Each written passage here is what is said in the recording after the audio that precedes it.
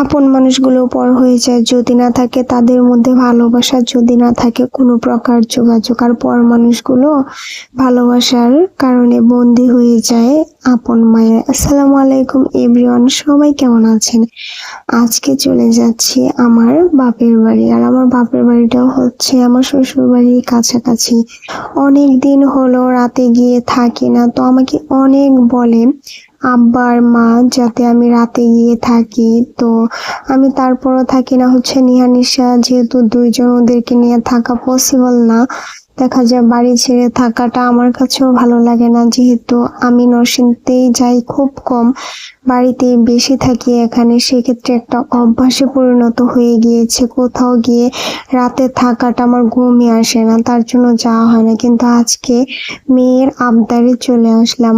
আর এসে আর কি দেখলাম যে কতটুকু জায়গা জুড়ে আর কি আব্বা পোল্ট্রি বা ফার্ম, যেটাকে বলে ফার্ম মুরগির যে খামার, সেটা করেছে। তো আমি এটা আগে দেখেছিলাম, মাঝে যেহেতু আমি ঢাকায় চলে গিয়েছিলাম সেজন্য আর কি আর দেখা হয়নি। তো আজকে আবার এসেছি, এসে পুরোটাই আর কি ঘুরে ঘুরে দেখছি। আর এমনি তো আব্বা মা আমাদের বাড়িতে আর কি মুরগি পাঠিয়ে দেয় নিহানিশার জন্য, আমাদের সবার জন্যই। আসলে পর মানুষগুলো আপন হয়, তাই না? এদের সাথে কিন্তু আমার কোনো রক্তের সম্পর্ক নেই, শুধু আছে ভালোবাসার টান। তবুও কি মায়া, তবুও কি ভালোবাসা। ওরা আমাকে অনেক ভালোবাসে, আমার মেয়েদেরকেও অনেক ভালোবাসে। এই যে আমি আসার পর মুরগি ধরেছে আর একটা জবাই করবে বলে, আমি আসার পরই রান্না শেষ হয়েছে, আমি খাওয়া দাওয়া করলাম। আসলে খাওয়াটাও বড় কথা না, জীবনে সবচেয়ে বেশি প্রয়োজন হচ্ছে মানুষের ভালোবাসা। আর ভালোবাসা পেলে অনেক কষ্ট ভুলে থাকা যায়। দেখা যায় যে একই ফ্যামিলিতে ভালোবাসা থাকলে অনেক কিছুই ভুলে থাকা যায়। একবেলা না খেয়ে থাকার মধ্যেও তৃপ্তি থাকে যদি থাকে ভালোবাসা। আর এই পরিবারের মানুষগুলো আমাকে খুব ভালোবাসে। এটা হচ্ছে আমার শ্বশুর বাড়ির কাছাকাছি একটা বাড়ি। আমার বিয়ে হয়েছে থেকে ওনারা আমাকে মেয়ের মতো ভালোবাসে। আর সেই থেকে আমি তাদেরকে আব্বা মা বলে ডাকি। তো এখানে আমার দুটো ছোট বোন আছে, তো ওরাও বাড়িতে ছিল। যেহেতু নিশাকে নিয়ে গিয়েছি, নিশা তো খুবই খুশি ছিল। আর আমি ঘুরে ঘুরে দেখছিলাম, এদিকে একটা মুরগি মরে গিয়েছে। প্রায় এমন ভাবে মুরগি মারা যায়।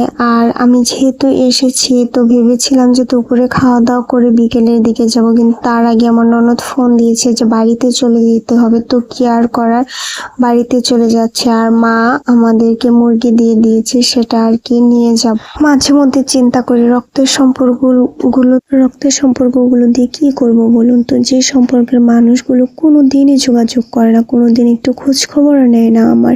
কখনো কোনো দুঃসময় আমি তাদেরকে সান্ত্বনা হিসেবেও কোনো দিনও আমি পাশে পাই না। সে সম্পর্কগুলো থেকে বেরিয়ে আসতে চাই, যে সম্পর্কগুলো আমাকে মনে শান্তি দেয় না। চাইলেও ভুলে থাকতে পারি না, কারণ রক্ত তো বলে কি থাকা যায় না।